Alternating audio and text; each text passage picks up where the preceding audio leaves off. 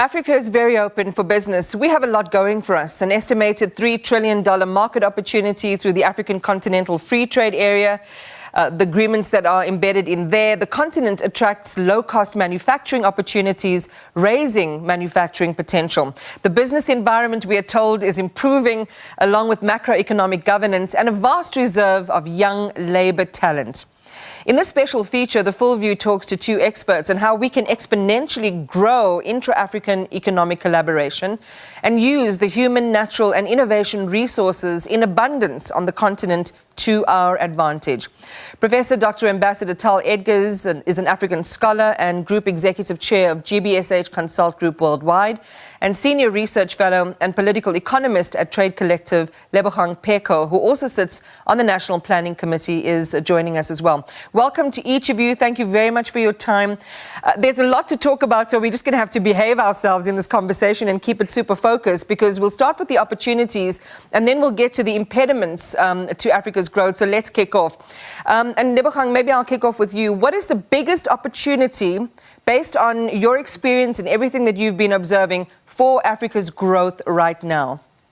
Oh gosh, there's so many actually. There's how long is a piece of string? I think that the one thing that we can see is that the notion of industrialization across the continent has regained currency, and it is difficult to talk about Africa as a continent because this is 54 very different asymmetrical economies with 54 very different contexts and specificities, different commodities flows, different currency valuations, and so on. But generally, I think the one opportunity is for us to trade more vigorously internally, and certainly the Africa Free Trade Agreement offers us this opportunity. It offers us the opportunity, in fact, to grow our economy if the statistics are to be believed. I mean, we're told that in the next 20 to 30 years, actually, by 2050, the African continent is probably going to account for about 80% of the world's population, and that there's an expectation that they're going to be much more, a much larger consumer base, and also a consumer base that isn't interested per se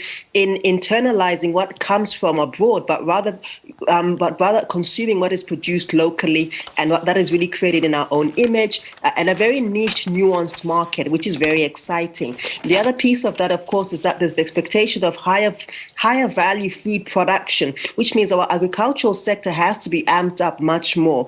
There is a whole discourse around urbanization, but I do think that it's very important to remember that a large proportion and a large majority of this continent is still a rural population, and that there's the opportunity there to remember that we can begin to rethink value addition, and not just the rhetoric of value addition, but the real implementation of value addition that is linked to food sovereignty, that is linked to ending hunger on this continent autonomously, and that is also linked to the other ways in which a healthy and well-nourished continent can then begin to produce and reproduce itself in the knowledge economy and so forth. But those basic fundamentals, I think, are a very important opportunity. I knew I was going to get in trouble asking a question, as you say, that spans so many different countries, languages, governance, regulation, even the demographics in those countries are different. And so that was a real challenge for you to answer, but I'm glad that you did in the way that you did. So Tal, let me turn it over to you. Given that complexity, then but I can't say one instrument, but what are some of the instruments that we do have at our disposal? In fact, I was having a conversation a couple of minutes ago about the African Union, but what other instruments, including that one, do we have to make sure that we can tie all these threads together in a tapestry that is powerful and represents the kind of powerhouse that Africa can be from an economic and even a social perspective? Thank you so much, Iman. I think one of the things that is going to be important will be looking at the tariff book within the Africa Free Trade Continental Agreement and looking at what the rules of origin are going to be, because we are lost in the interpretation as to what exactly is going to become tied into the technicalities or the legalities of it. And if you were to pay so much attention to it, we are already at a point where 80% of the 8,000 products that are listed in Africa on the World Customs Organization's harmonized systems of rules of origin are already being negotiated. So there's bigger potential for us to actually get to 100% rules of origin convergence. What that will mean is that traders in Africa will create an enabling environment. We will include robust market information, and much of that will be incentives to power their businesses. So I do think that at the end of the day, if we were to also align ourselves to the Futures Report of 2021, we would see what would be the biggest part of catalyzing and looking at the Africa Free Trade Continental Agreement toolbox and how will it enable the private sector. What's your awareness then, just as a follow-up to that, amongst people who want to use and unlock this opportunity that the Africa Free Trade Continental Agreement provides? And of course, in a sense, some might say it's in an experimentation phase. You know, it was launched, it was supposed to come alive, I think, just before the start of COVID. So there have been some setbacks in as far as really understanding and experiencing the massive potential that it has. But for people who want to access the opportunity that you're talking about, where's the first step to start? I think quite recently there was the release of the Africa Continental Free Trade ACBI report, which was supposed to align the region, the continent, and businesses to be able to interpret how exactly we can get this aspiration even closer. The Agenda 2063 is a little bit far for us to align to. And so the ACBI report is what would be able to integrate national, regional, and continental levels, acknowledging what are the mishaps that are happening within the trade environment. Because just from the private to the government, we are having a little bit of an issue. And so I'd talk about much more about the 4 pillars for the Africa Free Trade in another setting.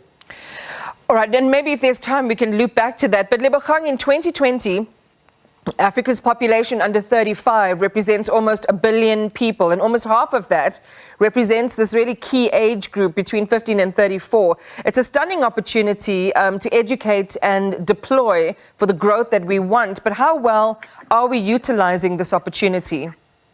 So we keep talking about this demographic dividend, this demographic bulge. But I mean, we also have to remember that that's also the age group where there's almost 80% of unemployment. That's an age group that's often very vulnerable to all sorts of insurgencies across the continent because of the lack of opportunities, the lack of employment, the lack of further education. This is also the age group that is quite easily radicalized into all sorts of causes as a result of really having a sense of, no sense of real aspirations or no sense of any sense of hope, really. And I think that when we speak about this demographic dividend, we have to be very careful not to instrumentalize it as though these are just these are just figures. These are people. These are real young people who oftentimes our education system and our employment structure and the economic structure of our continent has not really accommodated or has not really understood how to best utilize them. And I do think that there are a few things that are quite useful. The one is that, our education system, particularly across Southern Africa, is not particularly entrepreneurial. And I think that if, the whole notion of walking into employment and hoping that there's going to be opportunities, our governments have often found themselves lacking in this regard. The second piece of that is the kind of education which is much more entrepreneurial, which is that enables young people to be versatile, to be solutions orientated, to be able to transfer skills from one sector to the other, from one country to the other, from between urban and city contexts and so forth, to be really much more malleable and agile and responsive. And also, I think another piece of that is that we do need. At some stage, certainly in our history, there was a much greater impetus on the idea of cross-border, of inter-country skills transfers. And I don't think that as a continent we've been able to utilize and to really leverage on that, especially as the SADC, for example. There are all these protocols which speak to this. And that would be a really great opportunity for young people, I think, to not only be contained to a particular geography and national geography, but to really view this continent as one that is full of possibility for them and where they can create opportunities for themselves across different contexts as well. So I do think that when we speak about young people, we have to be careful not to speak about them and at them as though they are just these floating statistics, but rather that they are really, if we're not able to speak into their context appropriately, deal with the unemployment situations and deal with the structural deficits of our economies, where we might not see them as a blessing in future. We might see them as a huge population which that is not able to realize their potential fully. So how do we make that jump then, 𝐬𝐫𝐿? And I want to stay with this question a little bit longer because I think it is very, very important, especially when we conceive, of a continent that is growing in a healthy way, that is taking everyone along in that whole growth trajectory. Whose responsibility is it then to create the kind of meaningful activation that you're saying is needed to make sure that people not only graduate with the skills or have the opportunity for education, have the skills in their hands to do something, and then find themselves in meaningful occupation that allows them to advance their lives? I would say primarily our states, Imani. I would primarily say that it's really the role of particularly a good public education, which is then which is a state function, which is exactly a state function. And I think that it's also important then to think around what we view as a good career and a good education. The problem is that also that there is this fetishization, I think, of careerism on the continent, which is, which suggests that if you're not going into an office and working off of a laptop, somehow what you're not doing is not of value. And I think that we have really neglected the opportunities for artisanal skills and artisanal skills capacity, which really, for many reasons, will always be an important industry. Many of the white-collar jobs that we are aware of today are going to become obsolete. We're working our way into obsoletes in the next maybe 10, 20 or 30 years.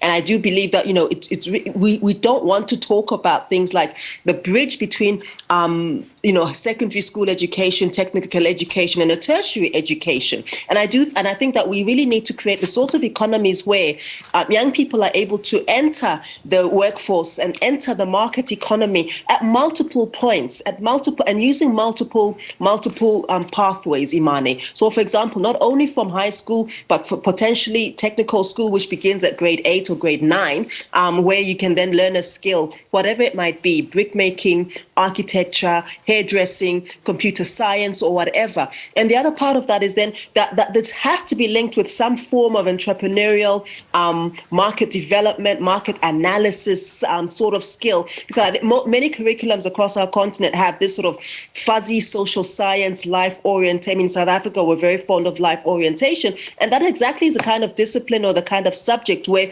one would hope that a sort of a much more flexible, agile, dynamic way of seeing the workforce would be one that could be imbued into the curriculum formally. Because, of course, as we appreciate, tertiary education is an expense that is quite prohibitive for many young people and for many of their families. Yeah, when you use the words agile and dynamic, like sometimes I think that those would be the last two, descriptors that I would use with regard to organizations or institutions that are meant to be activating and getting things done in that kind of agile and responsive manner. That's the whole problem, exactly. Okay, I'm going to come back to you and listen, just have a relaxed conversation. We've got a few more minutes, which is really wonderful. So if you want to interject with each other, that's absolutely fine. But Tal, as a continent, according to the African Development Bank, only 40% of Africans have access to electricity. And that in itself is just, it's mind-blowing. We have the least access to electricity in the world. So we know the story because it's happening right here in South Africa as well. Businesses have to provide it for themselves. They may use generators or whatever else. It's costly. It's bad for the environment. And we also see the problems created through this. If we can't get it right, how are we going to talk about the existential things? I think you're asking a very fundamental question, and that rolls back then to what the statistics look like. I would love to throw out numbers, but then we are only looking at things that are not enabled within the environment that we're in. We're talking about a very basic function of every business and how much we're losing while we're talking about electricity. But let's roll it back to how far it's gone when you talk about rural electrification. And this goes as far as places that they don't have the bare minimum. So as much as we have powered up and we are going back to an industrial revolution where we are having much more that is done within the cities and not much that is done in places where we could be able to actually, spark up areas of employment. So if you go around Africa, you'll actually find that electricity is an issue. Now, the infrastructure gap, the last time that they were talking about this, and I remember Right Honorable Raila Odinga talking about the gap being that we would have to finance again half of what was already a deficit, and now with COVID, it was not going to happen. I think the first things we have to ask ourselves is, what are the priorities for Africa this time around, right? And being Africa Month, what really animated us into thinking about a joint idea of the Organization of African Unity and now into the African Union, because some of those aspirations are lost to us, right? We are talking about basics that would diversify, whether we are talking about youth employment. Regardless of us creating youth employment, they are not in the epicenter of the economy. The youth are actually in the periphery of the economy. So if you look at small business today, the role that small business is playing in advancing policy making is not the same as big business, right? And so we have so many indabas we're going to keep throwing in. We have got so many of these organizations of higher learning institutions that we're going to throw in. But the question is, what is the priorities that we're willing to shift to move into the periphery of the economy and say, this is where it's going to work? Now, can we draw that down to other countries that it has worked? It has worked for Rwanda. They have focused on agriculture. They have been able to move up in terms of world business rankings. Let us look at Kenya. They have been able to think about cryptocurrency and using digitalization in things like M-Pesa. And then we come back to South Africa and we say, why are we not creating an enabling environment? Why are we not fast-tracking simple dynamics in business that would be able to create that employment? And what is the cost of creating employment? What's the cost per job? If to create one job is 100,000 Rand, and we are talking to investors, how do we go around creating this into policy? Because there's always a vacuum between the fifth administration and the sixth administration, and nothing keeps moving. So there's always this starting phase again. We keep starting after every 5 years. And what was done in the last 5 years is really not accentuated enough for us to say we can see where it's going. And that becomes a bigger play when we look at what the priority was.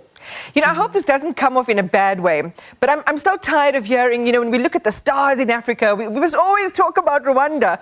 I wish there were more, you know, there were other countries in that concentric circle of success and of brilliance as well, that we can begin to, you know, we can begin to add more and more in at least as far as Rwanda is concerned with getting things done, turning around, you know, the ability of people to register their companies, visas, and all of those different things that they've put in place to just make life simpler and easier. But I want to stay with this concept of electrification. And 𝐬𝐲𝐿, you know, if we think about this massive problem then that the access to electricity is posing, not just for families and households, but also for businesses and the economy. And maybe you please educate us in this moment, and you know, it could just be me that's ignorant, but surely we should be then driving, you know, the production of solar and you know, solar products on the African continent, with manufacturing and, you know, the entire supply and value chain resting in the continent of Africa. From your vantage point as part of the solution to this problem, do you see that happening in a way that's also driven by young people, that they're given the reins to run with these things?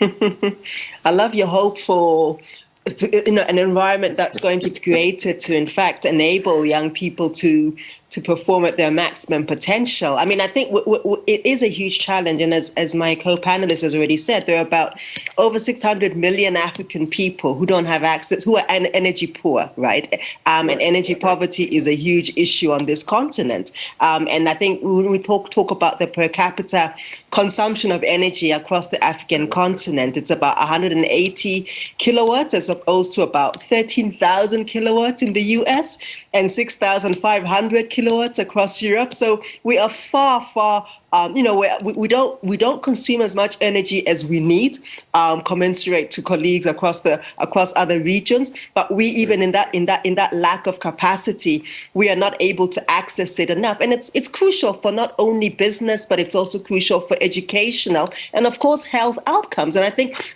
I would that we begin to view access to energy as part of a social compact, if you will, a kind of a socio-economic, social infrastructural compact, which is not only for unlocking economic opportunity and job creation and so forth, but also for unlocking, you know, human opportunity. I mean, insufficient energy in and of itself can cause hundreds and thousands of deaths, you know, and it's also to do with unsafe cooking and other sources of fuel, which often can cause hazards hazards, fires, and so forth. And then, of course, it can also compromise educational attainment. And if you're asking again, Imani, about young people, the notion of productivity and a productive day where young people are doing their homework through, using candlelight and so forth, which not only has its own visual risks and its own health, safety risks, but of course it means that you're just not able to do as much over a day. And I think it's also useful to link that with the whole idea of where Africa's energy potential lies, especially as you rightly say, renewable energy and so forth, which is only a fraction of what we're using so far. Another part of that is you talked about solar power. There's also hydropower, which provides around about a fifth of capacity, but not even a tenth of its total potential is being provided so far. And so, there's so many. Wind energy, geothermal, and so forth. There's so much. And I think that, even while we're debating around fossil fuels and so forth, it is important for us to think about how we're going to finance a state-of-the-art future energies grid, which is inclusive, which has environmental integrity, but which, as I say, is part of a much stronger social economic compact to really enhance the lives of all of us on a day-to-day level on the African continent. I can really see that the two of you know your stuff, and you also enjoy this conversation, which is why I'm enjoying it. And I'm so sad that it's actually in its last moments. But Tal, maybe just a quick one for you then. If you had to think of two things that we should be doing now to really, effectively catalyze us and sort of catapult us into the arena of progress that we should be in, what would it be? I wouldn't even have two things. I think it's just broken down to one. Let's stop the politicking, right? We tend to have this so much more in Africa, where everything seems to be like it needs an act of parliament. But on my part, and I hold the objective view that all we need is political goodwill, right? If we can be able, and you're looking at, when you talked about the electricity challenge, and you're talking about 600 million people of the 1.2 billion Africans who are not part of that gap, then you look at the flip side of it, we've got 12 million people who enter the workforce every year. So we have quite a huge number of people who are putting pressure on the resources that we already have. What does that mean? It means we need political goodwill. Let us stop making this thing sound like we need to ratify an entire constitution. We don't need to sit around parliament and discuss these items. We do not need another Indaba to talk about how much we need power. What we need to do is act. And for as long as that is the issue we have, we will forever keep on talking about it. Well, my hope is, that the more we have these conversations and more people can hear, they will recognize where the problems are, and people will begin to activate their own individual agency. Doesn't matter what country they're in or where they find themselves, in a way that can do something that moves us in a different direction. Hope to see the pair of you in a conversation again in future. It's much needed. Thank you very much for your insights tonight.